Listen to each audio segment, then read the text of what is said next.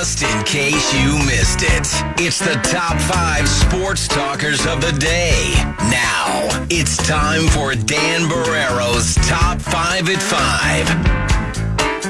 5. Louis will join us about a little less than 30 minutes from now. I just noticed there are still 5 coaching vacancies, head coaching vacancies in the National Football League. The dominoes, the quote-unquote, that's the cliche, started to fall with Ben Johnson picking the monsters of the Midway. But there's still 5 jobs open, at least for the moment. That's a lot. That's quite a few. And I don't think our guy's going to get any of them. I think Beefle is coming back here. It seems like that's where it's trending. That's been my prediction for a while, and I think it's trending that way, too. And we know who the head coach will be. It will be Kevin O'Connell. That, the breaking news today, happened right around 3:30. The team announcing that they have agreed with KOC to a multi-year contract extension. You ready for some statements? You love these statements. You ready for A lot of collaboration coming? Just wait for it. Okay. We'll see. All right. Mark Wilf. Kevin is exactly who we believed him to be when we named him as our head coach. Pat yourself on the back as you extend him. An innovative play caller, an excellent communicator, and a strong leader who motivates and connects with his players. And 0-2 in the playoffs. He has helped establish a culture that positions us for sustained success. He will continue to set the standard My God. we need as we pursue a championship for Vikings I wonder fans. who wrote that for him. Ziggy. Well, you know somebody wrote this for Ziggy. There's no question this team is on the right trajectory under Kevin's continued leadership. That's not his word. That was given to him. His Anyway, go ahead. authenticity, passion, and positive energy, along with his impressive understanding of the game, has helped lead to the success we've experienced over the last 3 years and will be foundational blocks on which to build moving forward. And finally, KOC. I'm humbled. Holding this prestigious position is something I will never take for granted. And I want to express my sincere gratitude to the Wilf family for their unwavering belief in what we are building together. I also want to thank Leah and our incredible children. Their love and support allow me to perform this job at the high level. I was waiting for it, except for the playoffs. Well, And none of this would be possible without the dedication of our coaches, players, and support staff. I can't wait to get back to work with all of them as we continue to build upon the high standard we've set and the positive environment we've created. To the Vikings fans, you are the best in the NFL. There is no greater joy than leading our team in front of you each Sunday and experiencing the home field advantage you create. I'm thrilled for the years ahead. a lot of slapping themselves on the back in these statements. But yeah, I think I don't believe anybody. I wasn't taking it all that seriously that this was going to be a challenge to put the two sides together, or that there was any real possibility that they would trade him, because it's the old deal. If you trade him, you got to figure out what else you're going to do. Now, you could say, well, you got a guy in waiting in B-Flow, and you get a bunch of draft picks, which Lord knows we need. But I never thought there was all that much to that story. I wouldn't have been surprised to find out some other teams were interested in him, but right, that's often the case. So no big surprise. You have to. I guess you have to calibrate this out if you're the owners and say they can't be happy about the way the season ended, right? But I guess, tell yourself where the trajectory is correct, is what we're looking for, and you got to hang in and to just fire people. You can't fire him, obviously, and you can't really allow him to coach that last year as a lame duck. That just doesn't happen in the National Football League very often, if at all. So, and the overall, feeling is good, more positivity than negativity. But in the end, let's face it, it's a bit of the danger zone in terms of the fans is you get back to the playoffs this year and lose. We've said it before, 3 strikes and you're out in terms of fans. They start going, wait a minute now. This is wonderful that we have these successes in the regular season, but it's all about, January and February football. And so if that's what the Vikings have to deal with, what KOC would have to deal with, it would start getting, from a public PR standpoint, I think, a little bit pear-shaped if you go again and you get eliminated in the first round again. That's just the way it works. Fair, unfair. The Denny effect. The Denny effect, yeah. I think 0-3 in the playoffs puts you in that rarefied air where you go, well, I don't know, man. Something's missing here. We don't know what it is, as good as it's been in the regular season. The other Vikings nugget to digest, to consider, is everybody reporting, Kevin, Ben, Alec, Matthew Collar, Shefty, all of them, that the Vikings are also in conversations with Kwesi, because that's the obvious next question. Okay, they got KOC. What about the general manager? Their conversations there are ongoing. I would anticipate we see something maybe tonight, maybe tomorrow, maybe in the next couple of days, but they clearly want to keep this group intact. Has a general manager ever been traded the way coaches are? I'm trying to think. There's got to be one. I'm guessing there's one or two bright minds that have been dealt for draft picks. Yeah, I'm wondering who's the guy, like Oklahoma City guy, Sam Presti. Where was he before? Wasn't he in San Antonio, Davie, or somewhere? Right. He was somewhere. I don't know if he was traded, but he was highly thought of and then just went to OKC, and now he's building another dynasty. What do these numbers mean to you? Okay. You don't have to write them down. Or add them, hopefully. And you don't have to add them or subtract them. 45, 34, 17, 48, 31, and 9. Well, those, the 9, I think, is what's going to get me the answer. Those are the numbers. Those are the point totals that the Detroit defense gave up the last 6 weeks of the season and postseason. And you started going high. Who had the 9, do you think? Your Minnesota Vikings under KLC's leadership. That's why I didn't pay off the tease earlier, but that's still the biggest issue. Down the stretch, the Detroit defense was vulnerable. And everybody even the Bears scored 17 without their genius new head coach. 45, 34, 17, 48, 31, and we only get 9 points. I mean, that's a remarkable achievement and is should be a red flag. Now, I'm not saying that means you don't extend them, but I just that should be very worrying because that tells you that the Lions did have some issues, whether it was injury or whatever. Now, again, the last game you could say the Lions offense didn't do them any favors with the 5 turnovers, including a pick 6, but nevertheless, the number of teams that were able to move the ball Sunday I laid out the first down numbers and yardage numbers. I mean, they're giving up 400, 500, 600 yards to other teams, 30 first downs, 28 first downs, and we, I think, barely got past 200 yards total offense. That to me still is, when you're having your postseason meetings, that's what you got to be really tough about, right? Even I think ownership has a right to say, well, explain that to me. How exactly was it possible that because you saw the tweet from Seifert, I didn't ask him about it today, but after the Washington Commanders scored, was it 45? Something like that. It was 45-31. What Seifert tweeted was basically said, well, this is exactly the kind of offensive explosion I thought I'd see the Vikings do against the Lions. We all did. And it obviously did not happen. And there's got to be brutal honesty about where did we let down? Where did we fail? What has to get better? Because clearly the Lions defensively were extremely vulnerable. With the college football playoff championship game last night, won by Ohio State, they are your national champion. Today was the final season-ending Associated Press Top 25 poll. And for the first time ever, the Big Ten, your conference, has 3 teams in the final top 5. Ohio State, obviously, number 1. Oregon, number 1 for much of the year, number 3, and new team. And then number 5, Penn State. How far did my Hoosiers fall? They top 10? That's where I was going next. Okay. They finished the season ranked 10th in the country. All right. I'll accept that. And really have nothing to hang their hat on. No. Their 2 losses, Ohio State and Notre Dame, right?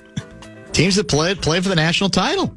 And an interesting game it was last night with Ohio State jumping out to a huge lead after a methodical, historic 10-minute drive that Notre Dame had to start the game, where Ohio State's first offensive possession straddled the first and second quarter because they got it with like 4:30 left to go in that first frame. But after that, it was pretty much all Ohio State until they kind of took their foot off the gas, had a turnover. Notre Dame finally made some plays and had an opportunity to get the ball back, 3rd and 11. That was the play. And Ohio State went deep to Jeremiah Smith, who some people think would be the number 1 draft pick in this year's draft, even though he's a freshman and not eligible for a while.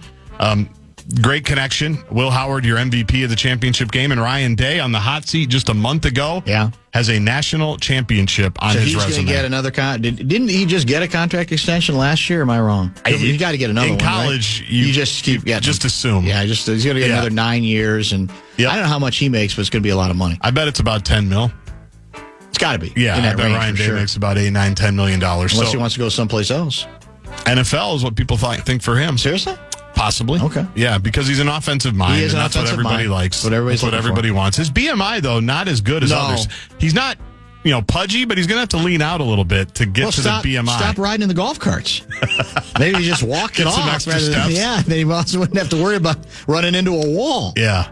That could have ended it right there. It's just, where did I want to go? Tonight, 8 o'clock right here on the Fan, Golden Gopher basketball, looking for a Big Ten winning streak Fran's tonight. red face. Fran's red face in Iowa City. Mike Grimm, Al Nolan on the call, 8 o'clock at Carver Hawkeye Arena as the Gophers looking to string two together after their dramatic victory over Michigan last week here at the Barn. I think that was Thursday night. We've got some texts to get to before we check in with Luigi. And we'll also talk about apparently the fact that law and order has its limits, even for people who talk about how important maintaining law and order and accountability are. Stay tuned. Good luck. How much of a law and order guy or gal you are often, sadly, depends on whose ox is being gored. For quite some time before he was elected, Donald J. Trump made it clear that when it came to the January 6th insurrection, he was going to look hard to see if there were a number of individuals who should be pardoned, released, sentences commuted, etc. But we were assured by either him or people around him, or certainly, for example, who's the VP? J.D. Vance. J.D. Vance, in an interview not that long ago, said, look, there's going to be some distinctions made, and those who are involved in the most violent aspects of that particular day, Jan 6, they're not in any position where they're going to be allowed to go free. Well, now we know the truth. The truth is law and order, in this case, has its limits. The belief in accountability, or holding people accountable who are violent. Limits. Certainly was the case from many of these same individuals when it came to some of the unrest and rioting that took place around the country post George Floyd, right? Got to hold these individuals accountable. Well, now, though, you know what? Trump did what he had to do, pardoned about 1,500 Jan 6 defendants. And the comment that got my attention perhaps more than any other was from an individual who apparently is a D.C. police officer, or still is, I believe, who was attacked on Jan 6, 2021. And he wrote, just worked about 14 hours making sure that Trump's inauguration was secure and peaceful. Got home, read this. Thanks, America. And that was the news that Trump was pardoning about 1,500 individuals.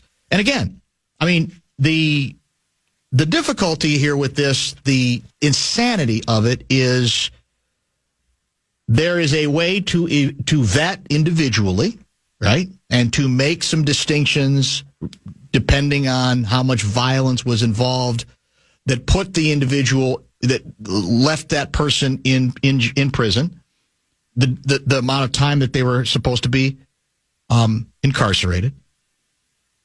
But I don't know how you begin with a straight face to defend ultimately what Trump has done, which is, come on, that's fine. Which there's no meaningful distinctions. And we know in doing this, we'll get them going, right? We're going to get the folks on the other side of the aisle. They're going to lose their minds over this. And I'll again just say, we're learning presidents are more than willing at this point to use these powers and to manipulate these powers. But just don't tell me with a straight face the next time there's trouble in a town, let's say involving perhaps a Palestinian demonstration. Got to hold those individuals accountable for what they did, the attacks on law enforcement that they were involved in, or even on property. Just tell me it all depends on whose ox is being gored. And because it's my side, or the side I perceive as mine, then I'm not going to be all that upset that Trump ultimately, in the end, lied and just went across the board, making zero distinctions. And you're going to hear almost no pushback from Republican toadies on it, right? It's going to be, we're past that point. We tried to fight the battle for a while. So no matter what was said at the time, particularly, again, remember, I'm talking about individuals who attacked members of law enforcement, police. There is no distinction. And I'm not particularly surprised. No, not at all. With none of it. But I don't know. I mean, it's just flat out, once again, and this has nothing to do with the election. This isn't me saying, well, your butt hurt that your guy or your gal didn't win. That's nothing to do with any of that. It's just don't come lecture me about law enforcement. We got to lay the hammer down, man. Back the blue. It's just, it's exactly. It's like these folks are besieged constantly. And by the way, they often are. But if you ultimately go, let them, why make any distinctions between cases? The group included out full, complete, and unconditional pardons. Julian Cater, who assaulted a U.S. Capitol Police officer, Brian Sicknick, and later pled guilty to assaulting officers with a dangerous weapon. Devlin Thompson, who hit a police officer with a metal baton. And Robert Palmer, a Florida man who attacked police with a fire extinguisher, a wooden plank, and a pole. So I'm far more interested in, I got to tell you, and we'll probably get into this with Kessler some tomorrow, because half the internet has lost its mind over whether Musk was doing a Nazi salute or not. I'm going to tell you, and it's going to disappoint some people, those stories bore me. They don't interest me. We've played that game and lost our minds every day for a long 4 time. years, and it got us nowhere. Yeah. I'm always going to be more interested in acts than interpreting. Well, what did he mean? Did he do this? Was he trying to do that? Did he not really mean it, but he liked trolling people? Yeah, all of that's probably true, but ultimately it means less to me than actions. This is an action. Let me give you one further action to get your response to, if I can indeed find it here in these minutes. Comments from your guy, John Bolton, who's turned into a pretty avid Trump critic. I'm disappointed but not surprised that President Trump has decided to terminate the protection previously provided by the United States Secret Service. Notwithstanding my criticisms of President Biden's national security policies, he nonetheless made the decision to extend that protection to me in 2021. The Justice Department filed criminal charges against an Iranian Revolutionary Guard official in 2022 for attempting to hire a hitman to target me. That threat remains today, as also demonstrated by the recent arrest of someone trying to arrange for President Trump's own assassination. The American people can judge for themselves which president made the right call. I don't think anybody would accuse Bolton of being a screaming lefty by any stretch of the imagination, and you're not even obligated to agree with everything that John Bolton had to say about working in the Donald J. Trump administration. But acts are going to interest me a lot more. Good ones and bad ones are going to interest me a lot more than, was that symbolic of what was the subliminal message that was being sent there? Mm-hmm. Was that a goose step, or just did he kind of like lose his footing? I mean, I'm not going to, others can play that game and lose their minds over trying to interpret that kind of crap.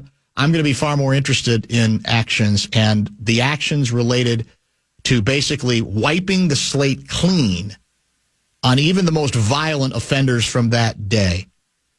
An embarrassment, but not particularly surprising. We'll come back with Luigi. Lou Nanne is coming up next. Lots to get to, including oding the passing of a Minnesota hockey legend. Fan wants to give you a shot to put a grand in your hand with our national cash contest. Final keyword of the evening is money. Go to KFAN.com and enter the keyword money.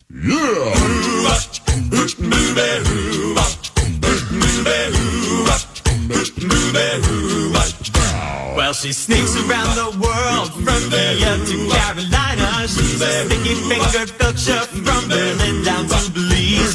She'll take you for a ride on a slow boat to China. Tell me, where in the world is Lou Nanne? We ain't here. Not with the temperature below zero. We know that much. Louis joining us via the Connecticut Water Systems hotline. Thanks once again to our good friends at Kemp's. Louis, I want to read to you as we welcome you back this resume, okay? First of all, happy birthday to you. I didn't realize, but your good friend Chad Hartman told me today's your birthday. 70, Louis, but that's a pup. I mean, I got a long way to go to catch you. Yeah, and in fact, it was Fran Tarkenton's wife's dinner started. We had dinner Sunday, and he said to say hello to you as well. Oh, nice. And he's 85, still working. And he's unbelievable, man. So are you. I mean, it's the same thing, man. You're my idols. There's no question about that. All right, here's the resume, Louis. Goalie, started for Evelyn Gilbert 1947-50. 4 straight state tournaments in 47-50. All-tourney team 48, 49, 50. Evelyn undefeated his last 3 years as their goalie. 5 state tournament shutouts. All-American for Michigan Wolverines. 3 NCAA tournaments. National champion 52 and 53. 56 U.S. Olympic team silver medal. Coached Edina 1958 to 1991. Overall record at Edina 6-16, 148 and 38. 8 state titles ranging from 1969 to 1988. 22 Lake Conference titles.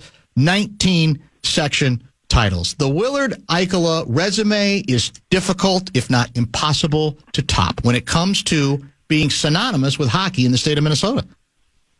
You know what's unbelievable is the scoring percent. I mean, the winning percentage when he was coach. Yep. Might have been beaten by his playing percentage when he was goaltender. That's right. It's crazy. I mean, that's incredible. He was just a fantastic individual on top of it all. He was a great guy, a wonderful human being, and boy, did he have a marvelous career, both playing and coaching. Well, he was, and we're talking about him because the word broke earlier today that Willard Ikola had indeed passed away. What was his? For people who don't know the name, because he's been obviously out of coaching for a while. What was the coaching style? Was he a screamer? Was he more of a Bud Grant, stern but not necessarily yelling all the time? More low key. What was the key to Ikola's coaching success? Well, not as low key as Bud Grant, and not a screamer by any means. But he was forceful. He was firm. He was fair. He gained the respect of all the players. They knew when he talked to them, they listened because he did it in a great way. He had a great rapport with the players. The players that played for him, I don't know if anybody that's played for him that I've ever heard say a bad word about him. You know, they knew that. You know, when they messed up, that they were going to hear about it, and I got a lot of stories just from my son playing for him. But that's right. But everybody that interacted with him was really, really respected the man. And you know what? In this day and age, he could have made a lot of money endorsing fedoras.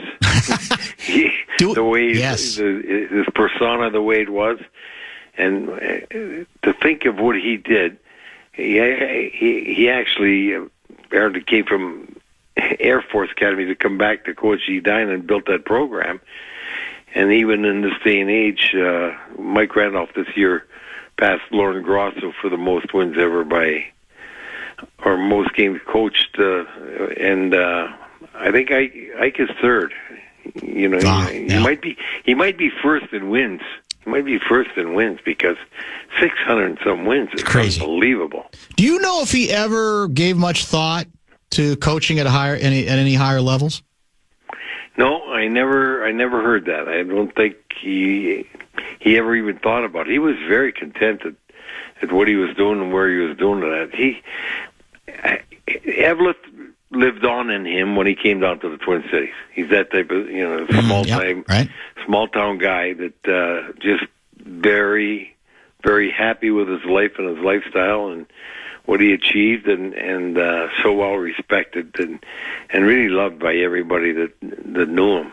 You drive out to Braemar yesterday and you want to park your car. There's a parking spot there for Willard Ikola, private spot. You know, and he's been gone. You had Bart Larson, then you got Kurt Giles. You have a lot of coaches since. They still honor Willard. Well, and Gaardsy reminds me of a statue there as well, I think. Yeah, statue there, 100%. Yeah. So how do we explain why some former players can make that jump and become really successful coaches and some can't? What's the key to that, do you think? Well, I think there's two keys. One, the really knowing the intricacies of what's going to make you win, and secondly, being able to convey it in a way that it gets through to the players. You're not.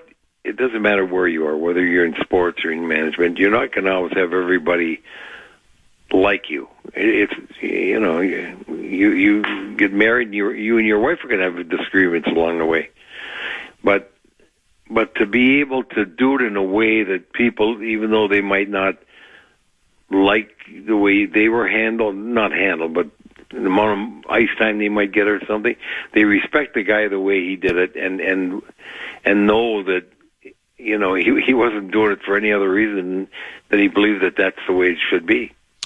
Did he have to deal with what Gaardsy's had to deal with, the whole cake eater thing? Was that already established that early? And did he have a sense of humor about that? Did he ignore it? What do you remember about that? No, early on, you remember when he came, he actually, when I first moved into Edina, it was 1965, and I moved there because we just had twin boys, and we wanted to go to a place where the kids, they'd be able to skate.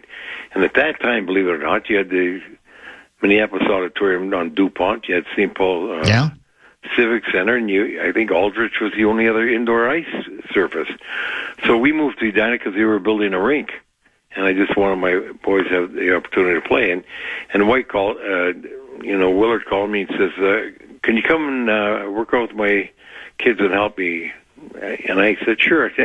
And where? It was an outdoor rink. The high school team practicing on an outdoor rink, and he did this early in this stage of life and took a team from outdoor rinks, no indoor, at least in International Falls and in Evelyn, they had indoor rink there, and he developed a program that became the Cake Eaters, but they couldn't be Cake Eaters early on because they weren't winning anything. They were just developing the program, and he turned it into a program, and I think it was a hockey team more than anything that garnered the name Cake Eaters before any of the other sports because that hockey team used to win so much. So he invented it, basically. It wasn't there before. It only became a thing because he made it a thing because they suddenly became incredibly successful.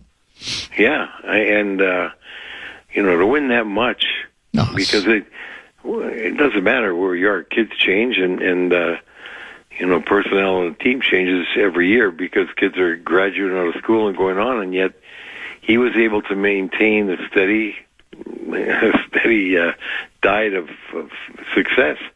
The way he coached them, the way he trained them, and where he was a lot like Bud in my mind because I got to see Bud operate quite a bit, especially I had some of the friends close to the football team, so I'd even go over there to practices and that when I was playing hockey, is the way that they were with details. They were so tough on making sure you took care of the details, the little things, nothing was too small to take care of. You had to do things properly, just like Bud got. That's it. Even far out in the way they'd line up on football fields, for the national anthem. There are so many things, and to me that comes under discipline. Yep. Is you got to be disciplined. Things could throw you off in a game and cause you to make a mistake, a careless mistake, or get a dumb penalty, stuff like that could cost the game. And they coach in a way that kept you from doing that, or if you did it, then you're going to pay the price. And I think that's what it was. They maintained, they always say, take care of the little things and the big things will take care of themselves. Well, they really were drill sergeants when it comes to how you had to do things. We are chatting. And a lot of that, by the way, I think comes from their background. Small town, Yeah. Midwest, small town is Good point. superior, Sure. you know. It all gets connected. We're chatting with Louie, as we do pretty much every Tuesday, news breaking that Minnesota hockey legend Willard Ikola has passed away at the age of 92 years old. Royce's got a really good column sort of trying to lay out the legacy. And, you know, you were talking about the fedora, about the hat. He quotes Ikola from a while ago. I had never coached, but Cliff Thompson, my coach at Eveleth, wore a hat. If I was going to coach, I needed a hat. So I bought this one for $5. This conversation, Royce tells us, with Ikola took place around Christmas in 1990, with a couple months remaining in what he had announced would be his final season as the coach of Edina's Hornets. That hat lasted 15 seasons. Put it on a closet shelf, bought a new one, but it disappeared after a few years. I've always accused Al Godfrey, the old coach from Hopkins, of stealing the hat. The hat did become his trademark, right? For sure. I was going to say, I didn't realize that, but I was going to say it had to be the same hat because I don't think he bought another one. So I guess it was. That's probably. I don't know, Al Godfrey would have done that. I know Al well. Right. And he was a good friend of Willard's, but Willard maintained, that persona forever. And even after he finished coaching, he continued to wear the hat. Well, he was 58 when he retired, when he coached his last game. And, which is interesting because I don't know, like, if in that time period, coaches, my sense of it is a lot of coaches would coach longer than that. Maybe not, though. I don't know. But it is interesting that he was 58 years old when I guess he'd reached his full pension as a teacher and was ready to as Royce writes it, enjoy life with Lori, the bride he met as students at the University of Michigan, and family. But he also said, regarding the hat, another reason for quitting comparatively early, my hat is reddish, greenish, brownish, checkered, dirty, and worn out. It's so cruddy, it's falling apart. I'd have to buy a new hat if I kept coaching. I love that. That sounds like him. That's true. And by the way, I think that when you say 58, I don't know if guys coach that long, but when I think back, Larry Ross, Lou Cotroneo, those guys, they were coaching for a long time, and they had to be over 58, and they kept going, like you said. Yeah. That probably was. I didn't realize he was only 58 when he quit. He'd been there for so long, you'd think he'd be older, but, right? Yeah. But that's true. He maintained that one thing when he did quit. He didn't give up the hat. What did you mentioned your son played for him? What did he tell you about him over the years? Oh, just what I was telling you. If he took a dumb penalty or something, he'd have to sit and pay for it, and he'd say things. He says, "You knew if you did wrong, you were going to hear about it immediately, and you better sharpen up." He's a strong disciplinarian when it came to how he handled the bench in the game. And yet everybody, I'm serious, I never heard anybody say a bad word about him. It was unique. He was very well respected. All right. Yeah, he's worth. I said we could do a whole. I mean, he's worthy of an entire segment. And so, if other stuff pops into your head, and if we get some texts, I'll be glad to get back to the subject with Louie. I do want to talk some professional hockey as well. If you're talking about signature regular season victories, I would assume the one in Colorado yesterday would be right up there, right? So far this season for your favorite hockey team. Well, I have to tell you, I was really surprised, not only how well they played, but how well they contained the Avalanche. Because I'm watching halfway through the game, I'm not even thinking about them where they're playing. I think, my God, Colorado, only got 5 shots on goal. And this was going on, in the second period. Mm-hmm. And they had 8 or something. And I said, I can't believe this. And even it's on the road, and my wife Francine says to me, "That's in Colorado," and she says, "Look at the ice," and I said, "That's right." I couldn't believe how well they checked them there, how well they did that, and still did it with guys like Spurgeon and Brodin out, and just did a heck of a job. What's really something though? sliding under the radar. It's how many goals are getting scored by the defensemen. Mm-hmm. I think they got 27 or 29. I think they're second in the NHL. I was watching a game earlier in the day, Boston, and they got 3. I think they got 3 by their defensemen. And, That's crazy. Boston's a good team. And they got a few. It was either Boston or one other team I saw had 3 goals. I mean, that's not very many for a team with, for defense. I don't care who it is in the league. And I think it was the Boston team because I watched 3 games yesterday. But I want to tell you, the Wild needed that, and to go into Colorado and do it, and Blackwood made some fantastic saves, too, for Colorado. That could have been even worse, although we know Fleury made some good saves, but Blackwood had to make more good saves, and still, the Wild were still able to beat them. Like you said, it wasn't like the team was in trouble, but it felt like, and you got truly significant injuries, but it felt like they're losing a little bit of their touch, and it's the old, you want to get it under control before it becomes, a 4-alarm fire, basically. And so, to me, coming on the heels of the Nashville game, to respond that way, that's what's so helpful there. Now, we've talked about the Kaprizov situation before. You have been very cautious and a little bit, I think, concerned. It's the old, I think you feel like until I see him out there, back to where, I'm not going to necessarily agree that everything's okay. So are you still as concerned as you were? Have you been reassured by the people I know you talk to with this team, or what do you think is playing out right now? I think they're being extra careful. It's got to be a groin, and they don't want him to pull it again and be gone for an extended period of time later in the season, because they know they got to have him for the playoffs, because they'll make the playoffs. They're in a good position, good enough. They could slip into a wild card, but they're still going to make the playoffs because they got such a lead. I can't see them losing that many games in the next 2 months that they're going to fall out. But when you think about Kaprizov, you think, what is it, December 23rd he's been gone, so we're almost a month. Yeah. Now, it's not only coming back.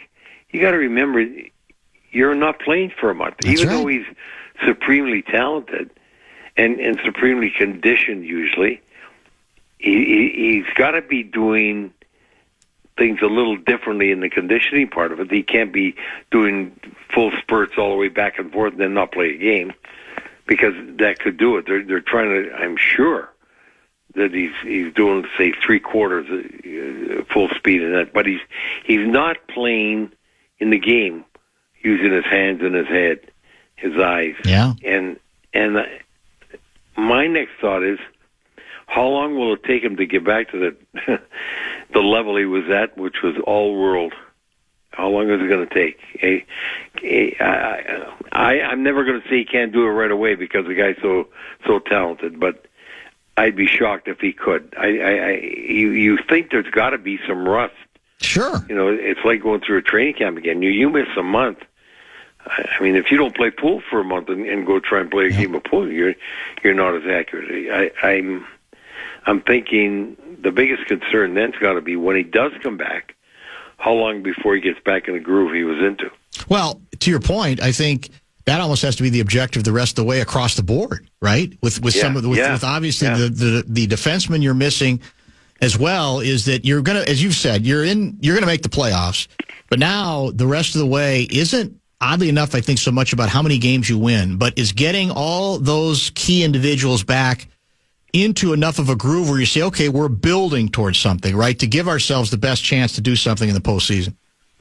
Well, we have to remember, too, one really, really unique point. Their away record is tremendous. Mm-hmm. So let's get back healthy, playing well, and it doesn't matter how long it takes us as long as we're in the playoffs, because we don't care if we're on the road. Right. And so now you have the luxury of thinking, okay, I don't have to rush anything, because it doesn't matter where we finish up. In playoffs, you can win anywhere, and especially the way we played on the road this year, we'd rather start on the road. So that's a bonus that they're getting that you would have never expected. They just seem, if they get in the point where they're struggling to win some games, the best thing for them is to go on the road. And then they go and they win. That's true. That's a good point, where you have that confidence that you can do it. It is an interesting quirk that both, obviously the Wild have had a much better regular season than the Wolves, who've been very much up and down, yet both teams at home are basically 500 or a little better. The Wolves have done almost nothing. They were a great home team last year. Wild, as you say, tremendous road record. So how do we explain the home record? Is it just coincidence? Is it who you're playing, or what do you make of it? That's what I can't explain, because there really is no good reason for it, because you're not more short at home from players sitting out than you are on the road. Your good players are missing games both at home and on the road, and if anything, you like the confines of playing at home, because your rink better. Puck bounces off the boards better than they do in other rinks. You got your crowd jacking you up at every little opportunity you give them to get into the game. I can't explain that. I just maybe you get somewhat comfortable coming back home after playing so well on the road, and just the little things you've been doing better on the road, you forget them when you get at home. Yeah. But they do have the good fortune of playing like that on the road. The only thing is find out how to change your home games to play the same way and have the same kind of success at home that you've been having on the road. Is it fair to say, and we all know who the number one goaltender is here, but again, Fleury, he wasn't tested all that much, but then he was in the third period, and he's played well again lately, that the goaltending part of this equation continues to be very encouraging for the Wild. That has to be their biggest encouragement. And that goes to say, even though you've had, say, of all the games they played this year, there might have been 5 or 6 games where they weren't as sharp. Well, that's okay, 5 or 6 out of what they've done, because they're extra sharp in those other games, and that's why you got the record you got. I mean, you're sitting here at the beginning of the season, if you'd have said the Wild are going to be sitting where they're sitting, and to do that, though, they have to beat full strength, you'd still be happier neck. You still would say, that's great, play 47 games and have 60 points. You would have taken that with a full lineup. Well, they've done it with a decimated lineup. As bad as anybody in the National League has been hurt this year by injuries. No one's been worse off than the Wild. And it's not only the injuries they've had, it's who sustained those injuries. That's it. It's been their best player. That's it. It's a great point. That's very true, and that's what they should feel good about. Their good start is it gave them the opportunity to handle that, even if they're not winning with the same frequency that they were earlier. And this last game you had the Lance right on their butts too. So, and red hot. Yeah. So that was another reason why that is one of those, I think, signature regular season victories for sure. Let me ask you an odd question as we wrap up here. Last night it fell to, I think, temperature minus 18. It's not like you've never been here when it was minus 18. Back when you lived here more regularly, you endured it. But as a man who has obviously grown up in Canada, lived here for a long time, traveled everywhere, tell me when and where you felt the coldest you have ever felt. Well, it was in Minnesota, unquestionably. I've never, we've had times there was in the minus 30s with the wind chill. Yeah. Minus 34 or something like that, and just trying to go outside to the car. You freeze. I see. The thing is funny though. I don't mind cold. No, I just hate snow. The snow part. I hate driving in snow. Yeah. I always joke with people. I said I love cold. I look really good in sweaters. Well, the truth is, I really don't mind cold, and that's why I'm very happy when say here in Florida it's 70 degrees. That's my type of temperature. I told you the first time when they were recruiting me to Minnesota, I came in August. It was 95 in Mariucci. They put me up in the Nicolet Hotel. There was no air conditioning. I slept in the bathtub for 40 minutes, cold water.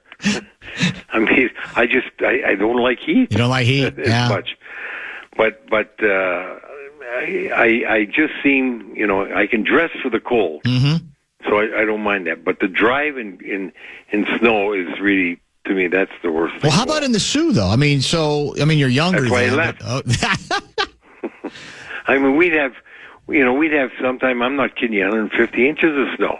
150 inches of snow. I can't remember in the winter when the snow wasn't piled up high enough on the street that I could see my house. That's crazy. And in fact, with my job, I remember because it was my daughter's birthday, May 18th, and I want to see, this was about 25 years ago. I fly into Marquette, Michigan, because I'm handling the pension fund of one of the unions there. May 18th, I turned the car on, radio on, and the guy said, with the snow today coming, we will break our record of 275 inches. That's just, I don't even know how to comprehend that, 275 inches of snow? And when we played in Houghton, Michigan, the University of Minnesota, yeah, we always would go during their winter fest or winter carnival and all the ice statues and that. You couldn't see any buildings. The snow, because they go over 300 inches. Man.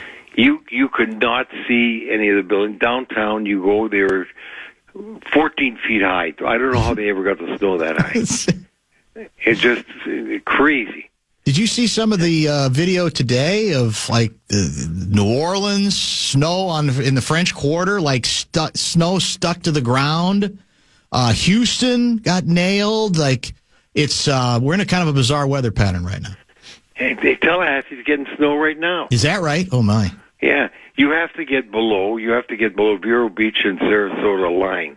Like we're 11 degrees cooler today than Orlando is. Wow. Palm Beach, and you're only 150 miles away. Yeah, 150. That's not much at all. That's crazy. No. All right, my friend. Thanks as always for the time. Great stuff, especially on Mr. Ikola, and we will chat next week. Well, have a good piece of birthday cake. It's a deal. For me. Thank you. Congratulations. Thanks so much. Be good. That is the one and only Lou Nanne, brought to you by, as always, our good friends at Kemp's. We got a full, I think, Gaardsy tells me, 30 minutes. They're going to make us go all the way to 6:30 today. How dare they? Rock out with Shinedown at the Target Center. Experience an electrifying night of powerful performances and chart-topping hits on the Dance Kid Dance Tour. It's on July 28th with special guests Bush and Morgan Wade. Tickets go on sale this Friday at 10 a.m. You can get all the details at KFAN.com. Keyword calendar. Well, it's about to get a little ugly for at least one Baseball Hall of Fame voter. The 2025 Baseball Hall of Fame class, we are learning, will include your guy, Ichiro Suzuki, C.C. Sabathia, and Billy Wagner. They'll join the already known members of the class, Dick Allen and Dave Parker in Cooperstown this summer. Suzuki, Sabathia, and Wagner all named on at least 75% of the ballots. That's the threshold to get in, right? Yep. Ichiro was elected with 99.7% of the vote. So does that mean literally one person? I think it is one. I think that's one, and that person will have to die. That person will have to... Or worse. Or worse. That's or tortured and then be put to death. Believe me, there are idiots out there that are actually going to make it their passion to find out who that person was and to, as I said, put them in front of some sort of tribunal. Maybe, well, here's what you do. You could that person could be put in one of the cells now vacated by all the Jan 6 rioters. Yeah, they're all over the country. Who are now free after your guy let them all out, no matter what the level of violence was. Yeah, that's exactly it. So there's room for one. Mariano Rivera, elected in 2019, remains the only unanimous inductee. Thank God. And this does confirm Suzuki, one vote shy. Next highest percentages previously, our guy Jeets. I was going to say, I thought Jeets was unanimous. 99.7. So one. Ken Griffey Jr., 99.3. Remember we talked, was that 2 or 3? It must have been a couple. And then Tom Seaver, 98.8, and Nolan Ryan at 98.8 as well. Like Suzuki, Sabathia was a first-timer on the ballot. Sabathia, you know what I always loved about him? Well, he was a workhorse. That's it. Yes. But it's also, it's what's always distinguished baseball from other sports is probably not a low BMI. No, I think he has one now. I think you're right. I think he's leaned out. But at the time, he didn't. And baseball is the one sport where nobody gives a bleep. If you can, in his case, pitch as brilliantly as he did. And as you said, man, that overused term of workhorse, he defined it. Honestly, God, he was didn't he stuck it to us a few times, did he not? He did. What I loved and what I'll always remember is he was traded, I think the Brewers rented him. Oh, I think that's Somebody right. can correct me on this. That might be right. But he wasn't in Milwaukee very long. But he was an absolute dog in a good way for however long the Brewers had him and helped get them into the postseason, whether they won the division or the wild card, whatever it was. And I just always appreciated that about the Brewers, first of all, for going out and acquiring a guy like that, because I don't think they're a bigger market than Minnesota. I'm pretty sure. Better TV deal. I'm sure the Bally Sports North deal, Wisconsin deal was better. No question. But I just loved that particular summer, just him out there for the Brewers, who he wasn't going to pitch for after that. We all knew it. That's probably when he signed with the Yankees that offseason. But that was his job. He was there as a rented hand, and he absolutely brought it. I just always loved him after that. Yeah, there's no question about that. So those are the latest ones. That story, I think, just broke within the last hour, if I'm not mistaken, as we were chatting with Luigi. By the way, so do you have any recollections of Ikola? You're too young, right? I'm too young, but the name was so big, like you heard about him a lot. Like we moved to Edina when I was 7 in 1989, I think, and so he had just about wrapped it up, was about to wrap it up. But a couple of his grandkids went to school around my time, so we knew him that way.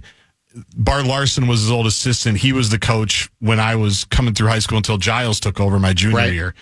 But so we all knew the name and the history and the whole bit, and it was full cake eater by that point. We all understood it. But I tweeted about this while you were talking to Louie because I've been to a handful of the Edina Hall of Fame banquets over the last decade, 15 years, whatever it is. And there's always a hockey player going in, at least one, because they had so many good players. Most of the time it's like a younger brother of another guy who's already in, or younger sister, whatever. And the guys that played in the 60s, 70s, 80s, and 90s, I swear to a man, they all said they couldn't wait to go play for Ikola. That was what they grew up. Like, it couldn't get any bigger than that for them. And some of them, like the Hankinsons, went on to play at the U. Right. Others played at UMD, Colorado College, North Dakota. Guys played all over the place. But they grew up going to the games because that's what you do, right? When you grow up in a town, you go watch the varsity, you go watch the neighborhood team. And they all just couldn't believe that they couldn't wait for it to be their opportunity to go play for that team and play for that coach. I swear, they all bring it up. They all say it. We can't wait to go be one of Ike's guys. Like, wouldn't that be the greatest thing ever? They'd sit around and talk about it. And so that's what I was thinking about today. And Louie's right. I'm at Braemar a fair amount as a hockey dad now. And there's a parking spot for him right up front. I love that. There's a handful for, like, Ikola Cup. There's, like, the family, the Hankinsons have started it, so they have some. But then Willard's spot is right there. I'm sure there's stuff there right now. They've got a game there on Thursday. I'm sure there'll be a nice tribute. But, yeah, his fingerprints are all over it still to this day. It did surprise me to be reminded that he retired at 58. You think of a legend like that, and you go, well, he's just going to keep going and going and going and going and going. And, he was apparently 58 when he said, okay, had enough. The hat's a mess. Let's just move on. I don't want to buy a new hat. I got other things to do. I mean, I don't think there was any reason to think that he,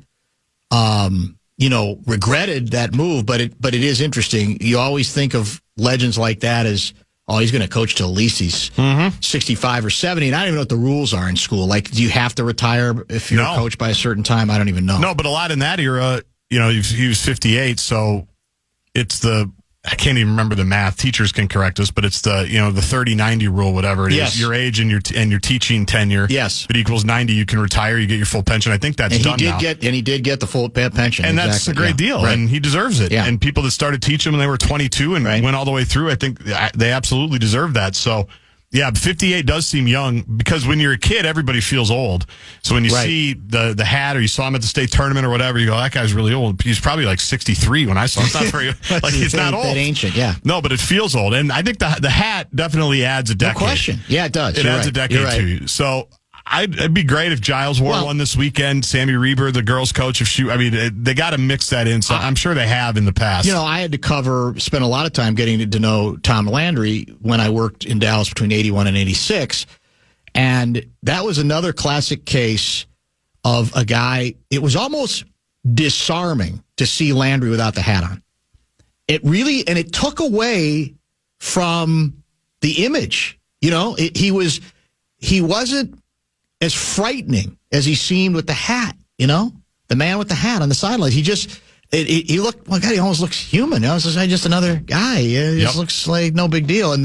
So a hat, they say clothes can make the man. I don't know. Maybe that's true, but it's remarkable just what the aesthetic has done to various coaches where you sort of view them differently on the basis of just one article of clothing. I have to imagine, too, it's a throwback era from what I was talking about earlier with guys just waiting for their opportunity to go play for the coach. Like, I don't know if that happens anymore. You know, they grow up wanting to play varsity or AAU or college or whatever it is. But can you imagine being the parent that was going to go up against Willard Ikola? Oh, man, yeah. Good luck. Like, I think Giles kind of has that job security, too. I don't know if it was always the case, but after you've been there a while and it's pretty clear, like, no, he's the coach. She's the coach. I see some things I think you guys could do a little bit better. Do you have a minute we could sit down and talk about? Is there any chance you could implement the Swedish weave into your offensive system? Because it's aesthetically very pleasing, and I'm not sure I like your style as much. I'm just thinking about a group of dads at Bunny's, hockey dads, because Edina was a dry town back then, so Excelsior was the spot, right? I'm just imagining a group of hockey dads at Bunny's, going over some of the things that Ikola was doing wrong, and which one of them was like, "Guys, come on, we're not doing this." But that didn't used to happen back then, other than Norman Dale. Who was going to play the Gene Hackman? The role that. Who was the actor or the parent who kind of helped Hackman out and said, "Hey, I got this. Let's just leave this. Let the man do his job." I just can't imagine a group of parents, going up against Ikola. And the stones that you'd have to do it back then, given his great success, respect. And like you said, like Louis reminded us, they were practicing on an outdoor rink in the 50s, right next to the community center down here on Highway 100, which used to be the high school. And it wasn't like Braemar was always here with 50 rinks and all the bit. Like, it was much more grassroots when he started it. When it comes to the hat being part of the image, obviously, there's Landry and there's Paul Bear Bryant as well. Yeah, right? I mean, those are two. Those are the two on a national level. The two coaches you think about the most. But around here, it's Willard Ikola. We'll come back, wrap up the program, let you know what we have coming up tomorrow in just a minute. Join us for the Fire Aid benefit concert to help rebuild the communities devastated by the wildfires throughout Southern California. The concert's Thursday, January 30th at the Intuit Dome in Kia Forum in L.A. You can enjoy performances by Dave Matthews, Green Day, Jelly Roll, Red Hot Chili Peppers, Stevie Nicks, and more. Listen to it for free on our iHeartRadio app. To donate, visit fireaidla.org. Don't miss this incredible night of music and unity. The show wrap, brought to you by American Pressure, commercial-grade pressure washer since 1975. It's the bumper-to-bumper show wrap. Might be a record. 3 in-studio guests on tomorrow's broadcast. Is that correct? Definitely ties a record. We've done it before. Yeah, you're right. We have done it. I don't think we've ever had 4. 3's kind of the max. Glenn Mason in studio to review 4:30. The Ohio State, as he would say. Ohio State, the Buckeyes for the national championship. He's at 4. You said what time? 4:30. 4:30. The Baldali Lama, the Twins manager, at 3:30. 3:30. 3:30 for the second now consecutive year, and then Kessler will come in to kind of for the kill at his usual 5:30. That's the plan on tomorrow's program. It's closer to a lot of texters who are listening to the conversation regarding the gutless but not all that surprising decision to free everybody. 1,500 people involved in Jan 6. The rule on this show is that we take the stories as they come. So if you hear me talking about that story today, for you to assume that I'm obligated to go back and repeat what I said yesterday is not my problem. Because the quick comeback was, what about Joe? He pardoned everybody, including his third cousin. I said, I did that joke. I did it on yesterday's show. We did. So the rule is not that we're going to literally rip everybody at the same moment. We take the stories as they come. But what you have to do, if you're a good listener, and many of these individuals, I'm sure, are great listeners, is before you pretend that you know that we have ignored that story, for example, you consider the possibility that, well, this is the timely story today. I didn't have this information yesterday. Yesterday we had the story of both presidents basically trying to subvert the Constitution for different reasons. Joe Biden saying, Equal Rights Amendment's real. Yeah, it's been ratified, which is nonsense. It hasn't been. And then you had, what was the one with Donald J. yesterday about those birthright, the 14th Amendment. Citizenship. So again, I'm not going to play the game that at any given moment I'm going to be obligated to assuage the feelings of all sides. If I had gone over exactly what people, you're forgetting about Biden. I didn't forget it. It's just that when you happened to listen, I was not talking about that story at that minute. Trust me, I was not kind to the outgoing President Biden on that particular deal. If you don't believe me, go back and listen. It's on the podcast. It's there. The podcasts are always available. Anything for anybody. They're labeled. But the idea that we got to do this continuously on a wheel, that the moment we rip one, we have to rip the other, well, if the stories are coming out at the same time, then we will. But in this case, this story was new to this show. We had not discussed the possibility or probability or likelihood that he was going to follow through with what he did. And you're going to be disappointed time after time. And I get the bit. You want the other side to get ripped. But I'm not obligated to do it on your terms. I'm obligated to do it when I get to it. And in this case, as I said, this was a standalone story that was not even introduced to us. At least I didn't know about it, or we didn't talk about it at all yesterday. And it has its own place. And some people will be fine with that. Some people will. I've said this before, that in the political world in which we live, boogeymen, you have to create them. And sometimes you have to create them whether they exist or not. So in that world, I have to be the boogeyman who would never even think about ripping Biden for all of his pardons. Not only did we rip him for it, we reminded people that he's the guy who said, well, there's rumors that Trump's going to do some, preemptive pardons. Are you worried about that? Yes, I'm very worried about that, because that basically violates the rule of law. It's the spirit of the law. It's not a road we want to go down. And he obviously said, well, that depended until a point where I felt like I had to do what I had to do. So, again, I don't mind you disagreeing with me. That's part of the bit. But don't invent a notion that doesn't exist. Don't pretend that, well, he never even will bring that up, will he? No, I brought it up as recently as yesterday's show. Nary a word. Yeah, Nary a whisper. You can't. There's only so much time in the day, and so for me to go back and, by the way, don't forget, I ripped Biden yesterday. That's not the way we're going to do business on either side of the political aisle. What's coming up tonight on the Fan? Do we know? Fan on Demand on the Air. Fan on Demand on the Air. I think Wild Weekly, and then Gopher men's basketball at Iowa. Iowa, you said. 7:30 pre. That's a 7:30 pre. Is that Big Ten Network as well? Do we know? I think it is, but okay. I don't know for sure. All right. So we'll review that tomorrow with three outstanding in-studio guests as well. Thanks for watching. Thanks for listening. We'll talk to you tomorrow beginning at 3. I'll be there whenever you... Where are we, America?